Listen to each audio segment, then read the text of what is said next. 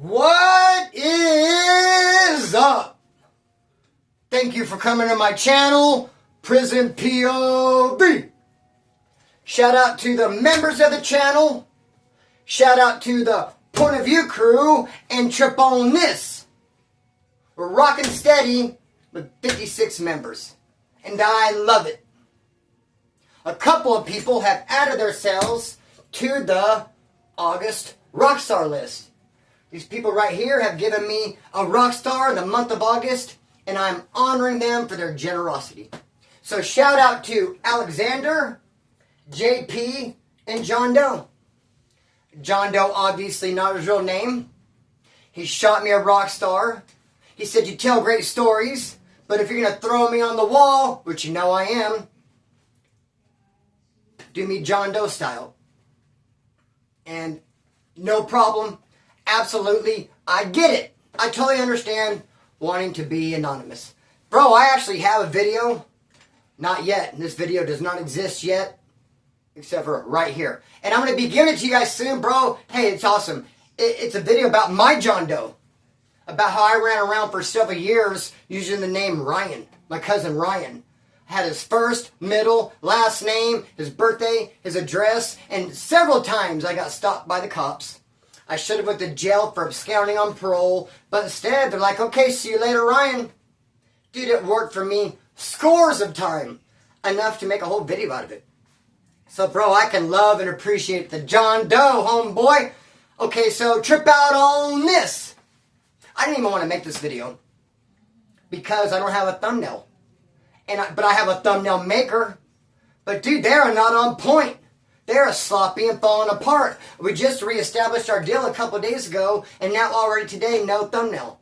When they said they're going to get caught up, make 3-4 at a time, they made none, bro. So now I'm going to have to make it myself. And, dude, I'm not great at it. And I don't have a good thumbnail maker app. And it's, bro, I could do it. Hey, don't think that I'm crying nor complaining. Just telling you that I thought I had a thumbnail waiting for me. I thought I was going to go to IG and see several. I could take my pick and saw none. A little bit of a shockarooski. Hey, don't trip, bro. I'm a big boy. I will handle it. What else, dog? No video yesterday. Because, dude, my stomach was killing me all day long.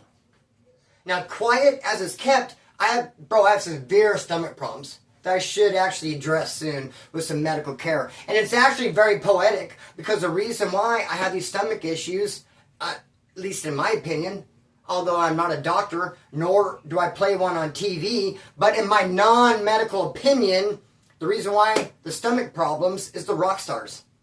So it's poetic in the sense of the thing that I love so much. I mean, would anyone argue with the fact that I love rock stars? Would anyone argue against that? Of course I love rock stars. Everyone knows it.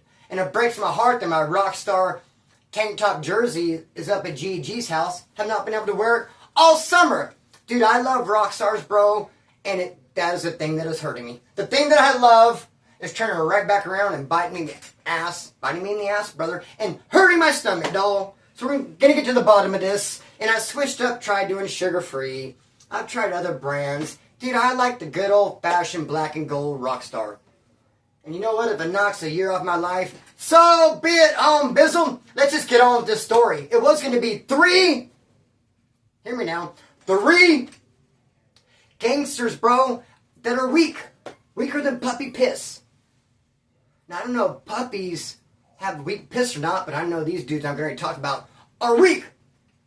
Now, there was going to be, 3 stories on gangsters that are weak, but the last one, I have a suicidal, a Southsider, and the third one was going to be a Nazi lowrider. But I thought, you know what?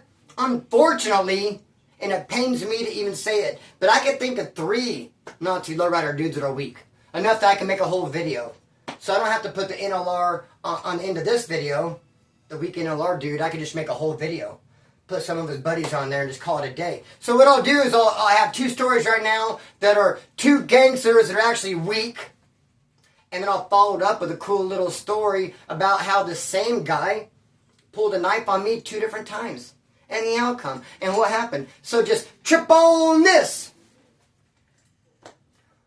I'm on the farm. Male minimum. Kern County Jail. And there's a dude in my barracks that's suicidal. I actually half-ass liked him. His name was Tweety. was a short dude, dark hair. He had 2 tattoos. He had Tweety, not written, it didn't say Tweety. It was like a picture of Tweety Bird or whatever. And then suicidal over here. Again, not written. Didn't say suicidal, the ST thing. So Tweety, suicidal homeboy, and he came off like a hard ass. He came off like a straight up badass, bro. I actually thought he was a badass. I mean, I guess you could say he had me fooled. Especially on the weight pile, bro. He's one of those dudes, because we still have weights then. And he's one of those guys, he'd be doing the bench press. Oh! He'd be yelling. I'm not going to yell as loud as he yelled. I'm not going to do it like he did it, because Sue would come running in like, what's wrong? My neighbors jump the fence, start looking in my window. Are you okay? Is anyone in danger? He would, and just throw the weights around and yell, and almost to an embarrassing degree when I'm working out with them. I'm like, bro, I'm thinking to myself, quit attracting heat. Just quit. You know, you got people staring at us. You never want to stand out in jail. You don't want to be that guy. But one day, bro, he was throwing the weights around, and he was just making so much noise and ruckus, and that a Southsider, who I know very well from Loma Gage, called him out right there on the weight pile. After Tweety did a set and dropped it, I guess the Southsider felt he got a little bit too close, or maybe he got a little bit too loud. He felt offended, bro. He felt disrespected. He didn't appreciate it. So he told Tweety, bro, he's like, fuck you. Fuck you, fool. I'll bitch slap you. What's up? I mean, he jumped right to it. He didn't tiptoe around anything. He didn't say, hey, why are you being so loud? You know, I don't like this. He didn't give him like some dirty looks. No, right from Jump Street, came right out with a power bang, a power hit. Fuck you, I'll bitch slap you. What are you going to do? What are you going to say? And it just so happened it was like, yard recall. And Tweety was just straight up stuck on stupid. He didn't know what to say. Stay? Yeah, he didn't know whether if he should stay. He didn't know what to say. He was just like, and if I can admit it, bro, I was kind of stuck on stupid too. I didn't know what to say. But you know what? I didn't have to say anything. Because it wasn't even my issue, homeboy. Hey, Tweety looked stupid right from the beginning, dude. When that fool said, fuck you, I'll bitch slap you. Then yard recall. And then the dude from Loma Gay started walking away. And he told Tweety, he's like, hey, I live in 16, barracks 16. When they open the yard back up, come down. Come down to my barracks. I want to chuck them with you. I mean, if you're as bad as you're coming across, I want some of that. If you're coming across like a real badass, tough dude, and if that's the case, I want some of it. I need some of that head up fade. So he walked away, and then Tweety's just like, and I was like, oh, bro, I looked at him and just shook my head, like, damn, dude, guess you're going to be fighting when the yard opens up. So we lived in 10, Tweety and I. We went back. It was real silent. We get back to our thing. We're sitting around, and Tweety's like, dude, I don't think I'm going to be able to fight this dude. I don't think I'm going to be able to fight him. And I said, well, I think you can. And that's good enough. I mean, it doesn't matter what you think, bro. I think you can. And in fact, I think you will. In fact, I know you will.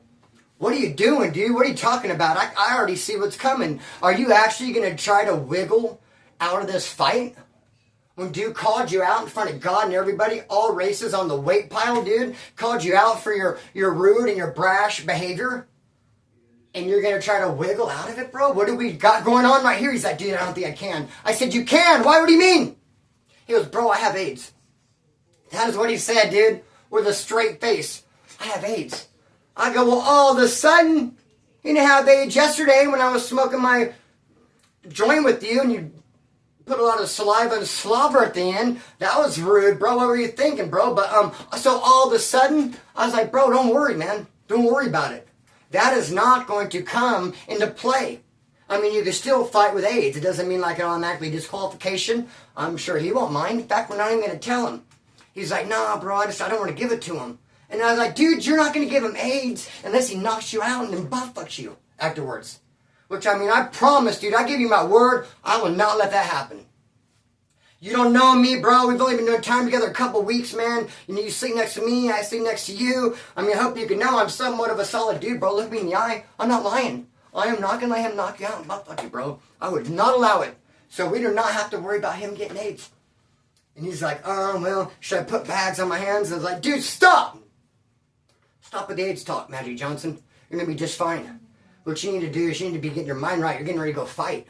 And I don't want to try to put like a little cramp in your style, dude. Or I don't want to put like a dent in your confidence. But Dude's bigger than you, bro. Not the size matters, but he can sling them. He knows how to use his size to his advantage.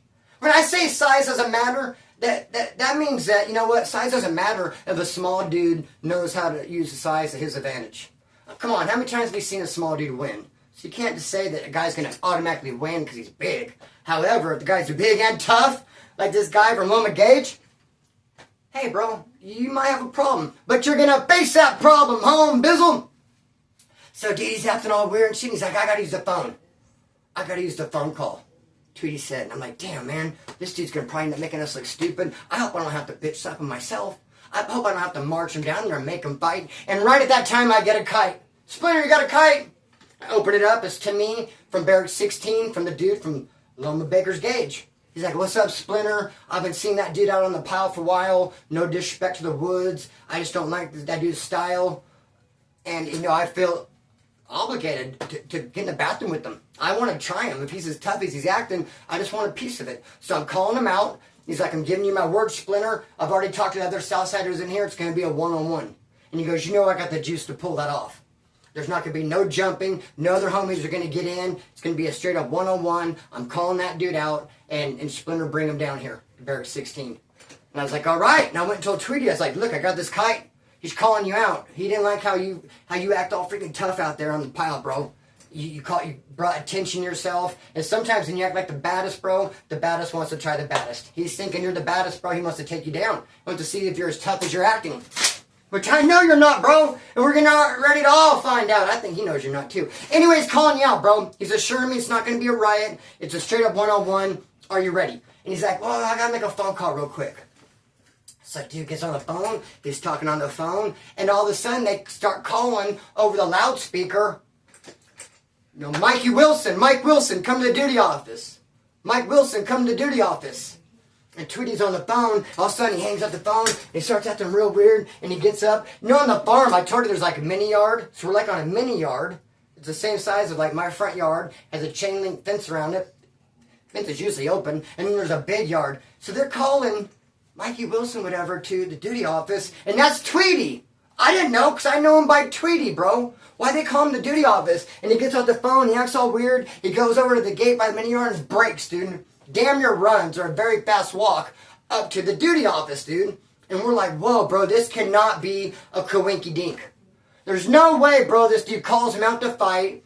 He's obviously scared. He straight out told me he has AIDS, dog. You know, I've never seen such a weak verbiage come out of someone's mouth. It's almost like if you had AIDS, you wouldn't even bring it up.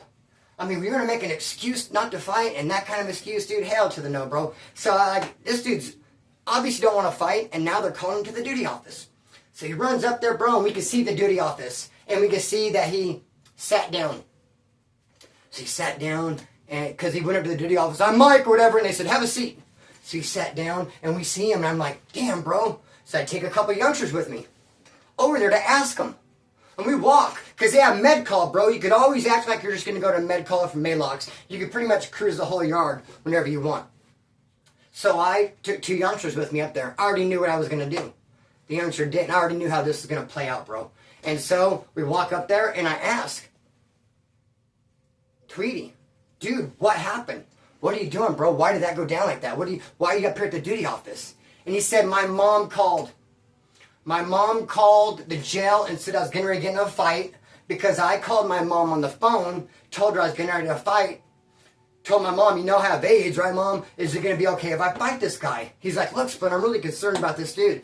And I was like, all right. So I just started to walk away, and I told the two youngsters, I said, go rush him. I just started to walk away from the duty office. Now, we were like 6-8 feet away from him. We're talking to him.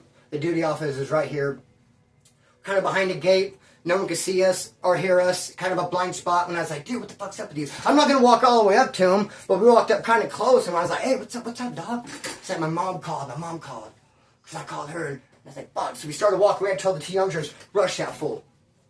And of course, they're like, well, Splinter, what? I said, just rush him, dude. He's sitting down. There's two of you guys. Make it look good. This dude's rolling up right in front of us, bro. That's bitch shit, bro. Hey, when I was a youngster, I've rushed people in this exact same situation. You guys got to go do it, man. It's your turn. You're youngsters. Go get your money. So those two youngsters walked up and started bawling on Tweety. He didn't even really fight back, which I don't expect that. Good thing I wouldn't want them to get AIDS. But he curled up in a ball, and they're just bombing on him, and the cop's right there behind duty office, and some chick behind the little thing. She's just like, stop! Guys, go back to your barracks. We're going to open the yard. Don't make us slam the yard. So they're bombing on. They're looking back like at me, like, we stop splittering? I was like, just come on. You made it look good. We could at least go back and tell everybody that we bombed on them. They don't lay the yard down or push any buttons, but I'm sure plenty of people have seen it, bro. But how fucking weak is that, bro? Coming from a suicidal. And those dudes are usually supposed to be bad, bad. But the suicidals, dude, come on, is there a group that's more tougher and downer and crazier than them? Dude, when I was in the punk rock scene, skinhead scene, back in the early 90s, dude, the suicidals running around Bakersfield were with the beeswax, dog. I mean, this Tweety dude, he's straight up a fraud. A lame, a broad, a part-time fraud. Covers pulled. Dude, he should have that tattoo removed. Home Bizzle, you know, suicidal dog. Hey, so trip out on this. I'm an ICDTP with a Southsider from Bakersfield named Shadow. Damn, we're that deep into it already? Okay. A Southsider from Bakersfield named Shadow. He is short and he is dark. Usually it seems like the darker guys are in the name Shadow. When their complexion's dark. Hey, Shadow. Now, I've never met a wood named Shadow. That'd be kind of funny. Like a wood, like maybe a little bit darker, or maybe some freckles. Got a lot of freckles there, Shadow. So, hey, this dude named Shadow, he's from Bakersfield, kind of short. And, dude, I don't know if it's just me, if I'm just that awesome. But, man, it's like I can meet someone and see right in their soul and tell, like, instantly if they're bad, if they're bad at the bum, bro, or if they're bitch. Dude, it's like I can meet someone and I just know if this dude has heart, if he can fight, will he fight? Is just, I don't know, man. It's one of my special abilities. I can sniff it out. And this Shadow dude from Bakersfield, Southsider, excuse me, pardon me, we're getting full blast. I saw it. I mean, in ICDTP, it's just a small room. We never leave it. There's like 30, 35 people in there. We do school all day. We eat there. And it's just like, you see everybody constantly and how they interact with each other. And it's like, yeah, that dude's a bitch. So anyways, bro, there's people from Bakersfield, Ventura, and Fresno in there. 3 cities that are in ICDTP. Bakersfield, Fresno, and Ventura. And the Ventura and the Bakersfield Southsiders were kind of bumping heads in there. There was Bird, there was Shadow, and there was Hulk. Bakersfield Southsiders, a couple others, but those were the 3 that were at the top. They were kind of, running in or just doing whatever, keeping the drama going, I should say. And then about 5 or 6 dudes from Ventura. I don't really know their names, but it's like they bumped heads a lot. So one day we had school all day, then dinner came in, some of us were working out, and some people are starting to use the showers, and I see Shadow over in the corner, bro, and I see like 3 dudes from Ventura Southsiders like push up on him and kind of corner him. Like I see it out of the corner of my eye, I seen how those Southsiders Ventura moved, and it just got my attention, like, whoa, they're pushing up. And they just kind of cornered Shadow, he had his back to the wall, and they're just pushed up, and they're jamming him up about a honey bun. What's up with that honey bun you owe me? The honey bun I won. You didn't pay me the honey bun. And they're mad and they're serious about it. And Shadow did like a spin, dude. A backspin and got out of it. Dude, props to him. I mean, bro, he would be great at dodgeball. With that move, I'm thinking Shadow could play a mean game at dodgeball. Dude, he enrolled, got away from all of them. And he's like, where's Hulk? Where's Hulk? Hulk was a Southsider from Bakersfield. Like I said, he was like at the head. It was like Hulk, Bird, and that dude Shadow, okay? Hey, well, where's Hulk? They're like, he's in the shower. So we have 2 showers, and they have a clear shower curtain. But everyone puts a sheet over them to go in there and choke the chicken. Of course they do. A lot of times, just one of the showers has a sheet, and the other one's like for non-chicken choking. It'll have the clear shower curtain. But dude, it must have been Maniaco. It must have been something in the air, bro. They must have played some, like, showed a titty on TV, because the showers, both of them had a sheet on it that day. Like, whoa, it's like, they're getting busy in there, just Jack Shack for real. So, Shadow rolled away from the tourist dudes. Where's Hulk? He's in the shower. So he goes over to the shower and he's like, hey, Hulk. He gets real close to the shower, like this close, like, hey, Hulk, trying to talk to him. And, bro, someone's like, hey, he's in there choking his chicken. Leaving the biz like a low. Hey, bro, leave him alone. Hey, get back or get in. Really, Shadow? Dude, I hope I'm making it sound. I hope you can visualize it. Dude, I hope it's not one of those things you had to be there. Can you picture this dude walking into the shower with some guy has a covering, he's probably choking the chicken, getting real close, like, hey, Hulk, I gotta get you real quick. Something about that honey bun. And everyone's like, dude, back up! Get back or get in. Freaking weirdo, dude. You have to go. So, bro, everyone made fun of him for that like a couple of days. All kinds of running jokes. Dude, you went over there, you want to get, you were like trying to shower shark on Hulk. You didn't care about Ventura. You didn't care about the honey bun. That was an excuse. Just didn't get close to that shower. Hey, hold on, touch you real quick, dog. Pull the shower away. They want that honey bun. Whoa, hey, what are you working with down there? Dude, it just made him look freaking, oh, well, weird. Now look, at one night, it was store night. Canteen night. And that usually means everyone's high on coffee, drunk on coffee, high on sugar. Of course, store night, you go to the store once a week, you buy your coffee and all your candy bars. Most people eat all their candy bars and Pop-Tarts and brownies in one night. Blah, blah, blah. Sugar high, drink all the coffee, maybe save a little coffee for the week. Candy's gone. Dude, you get drunk on coffee and high on sugar. But hey, lights out at 10. They turn the lights out. It's still kind of like light in there, but it's not nearly as bright. They turn the bright light off. They turn the night light on. It's supposed to be shh. You know, people are sleeping. You don't want to, so everyone's trying to be quiet. But there's two woods from Bakersfield who stayed up. They're drunk on coffee, high on sugar. And they're in this little, I guess you call it our day room.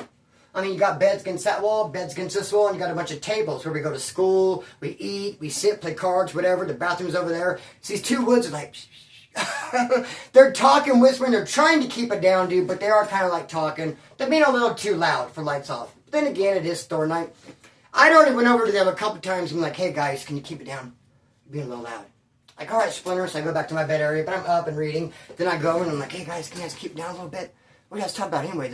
They're like, the sun. Oh, the sun? What about it? Dude, it's 93 million miles from Earth. No way, dude. What's the temperature of the surface? 10,000 degrees.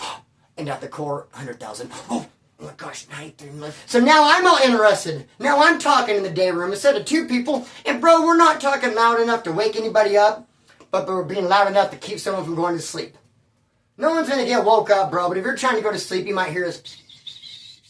And I get a picture of being aggravating. Oh, well, dude, you shouldn't have came to jail then, mother fizzsucker. And that's when Shadow, over in the corner, aggravated because you can't go to sleep, takes a top ramen and breaks it on the ground as hard as he can.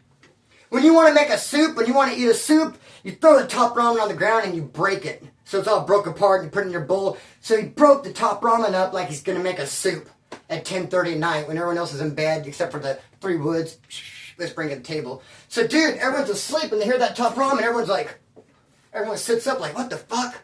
So when Shadow breaks the top ramen, sees everybody sit up, he starts yelling at us. Yeah, hey, if we're going to stay up late, then let's stay up late. I went to the store today too. I got a soup. I guess I'll have a soup. And I was like, bro, I go chill the fuck out, dude. Like tranquilo. And he's like, hey, you guys have been all loud. Everyone started getting up, putting their shoes on. All the Southsiders got their shoes on and stood up. All the Woods got all their shoes on. Everyone stood up. It was a big old issue, dog. The cops even turned the lights on. And Shadow's over there yelling. And I'm just looking at him like, bro, if I didn't think you were a punk-ass bitch before, I definitely do now. I mean, instead, everyone sees what you just did. Instead of coming over and saying, hey, can you guys please be quiet, which we would have. If another race would have came over and said, be quiet, we would have shut down and been to bed. We knew we were doing in the wrong, but no one was calling us out, so we're getting to see what we can get away with. But dude, he made all that noise, waking everybody up, so that when he confronted us, hey, you're being too loud, everyone's awake. And it's not just him by himself calling out three people. Hey, be quiet. He didn't have the balls to walk over and say, can you be quiet? So he made all kinds of racket, got everybody woke up, and said, hey, you're being too loud. I guess I'll get up too, bro. And even his own people were like, dude, you're foul. Bro, the next day, they made him do burpees all day long. He was on punishment. No one really fucked with him after trying to get in the shower with Hulk, bro. But after this, dude, just straight weak ass. He's weaker than puppy piss. Now, I don't know if puppy piss is weak, but I know that Shadow was. Now, trip out on this, dude. I gotta bang this story out, homeboy. Tattoo Mike is someone who I deal with. He's a part of my economy. I buy and sell with him, and whatever. He comes by my house and he brings a stereo receiver. See if I can sell it. I'm not home. He just leaves it there in my closet. I think he did call me and be like, hey, bro, I left the stereo receiver at your pad. And I was like, oh, okay, whatever. Someone else comes to my house. Dude, my house is like a trap house, bro. And it was this dope in and out all the time. It was in Rexland, my cousin was getting high, and everyone around there, the neighbors, it was just, bro, people in and out, doing dope, selling dope, it was a drug house. So he just leaves a stereo component. Later, someone else comes by, comes over, sees the stereo component, and steals it. I come home, I never even see a stereo component. Tattoo Mike calls me, he's like, hey, bro, that stereo component, I go, it's not here. He's like, what the fuck, man, I left it there. I was like, well, dude, you know how my house is. You mean you just came in my room and just left something? Well, someone else came in right behind you and took it out, bro. I haven't seen it. He's like, well, fuck, man, said I had to cover it, pay for it. Dude, I ain't paying for nothing. That's your bad. Well, like a month later, I come up with a stereo component, another one. And I'm trying to sell it. And I call Tattoo Mike. I'm like, hey, you want to buy the stereo component? I forget all about that he left one at my house and it got stolen. He got kind of mad. I forgot all about that.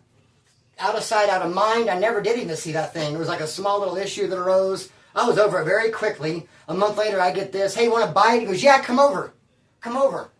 I go, cool. My boy Brad takes me over there, bro. Brad's a weirdo, man. You know the Metallica story? Him and Mindy? Weirdos. Anyway, hey, Brad take me over to Tattoo Mike's house. So I go over there with this stereo component. I go walk in Tattoo Mike's pad. I'm like, what's up, bro? You know, you gonna pay me? And he's like, nah, dude, you owe me a stereo component. Give me that one.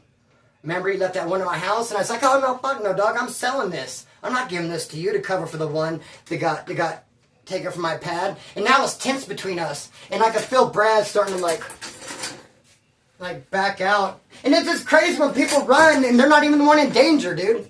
Me and Mike are having this heated exchange.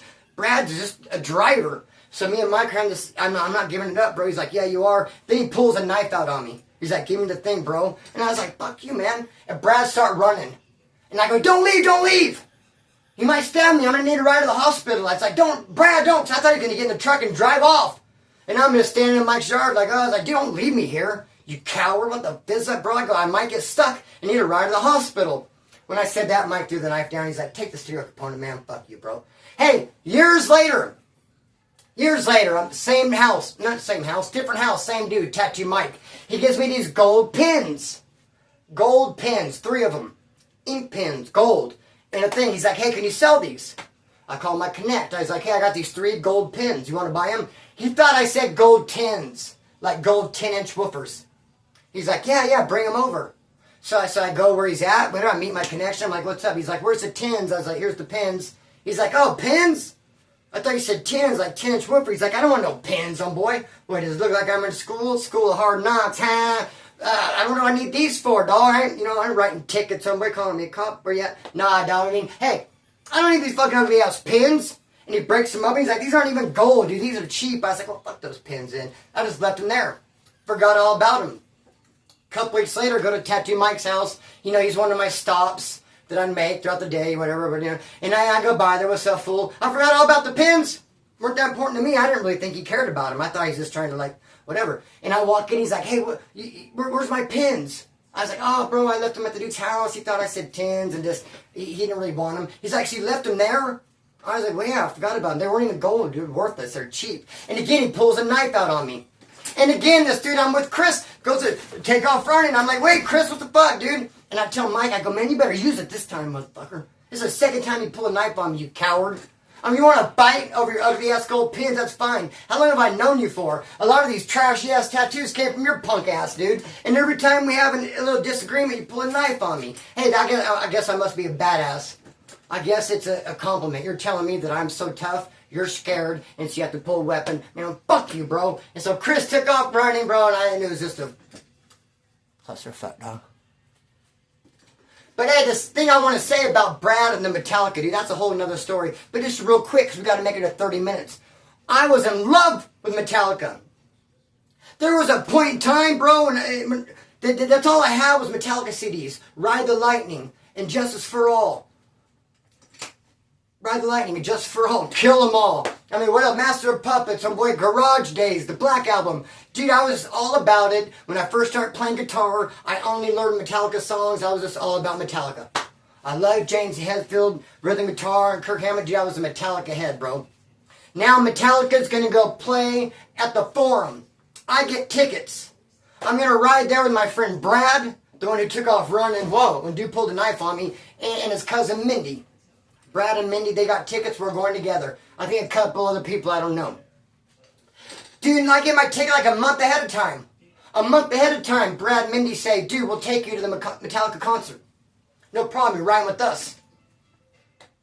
3 days before the concert, Brad and Mindy are like, oh, can't give you a ride, sorry. I'm like, what?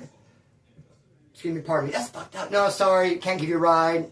No, there's no room, whatever. So I end up hooking up with my cousin's Weed Connect. This black dude named Glenn. And it just so happened he's going to L.A., bro. He was going to Watts or some shit, bro. So he's like, I'm going to L.A., Glenn said, the Weed Connect. I could drop you off to the Metallica concert, but I cannot give you a ride home. It's a one-way trip. I'm like, this is okay, let's do it. I want to see Metallica that bad. I'm willing to be dropped off at L.A., dropped off at the Forum, no way home to Bakersfield, whatever. Call my dad. He'll be mad about it, bro. I'll get home.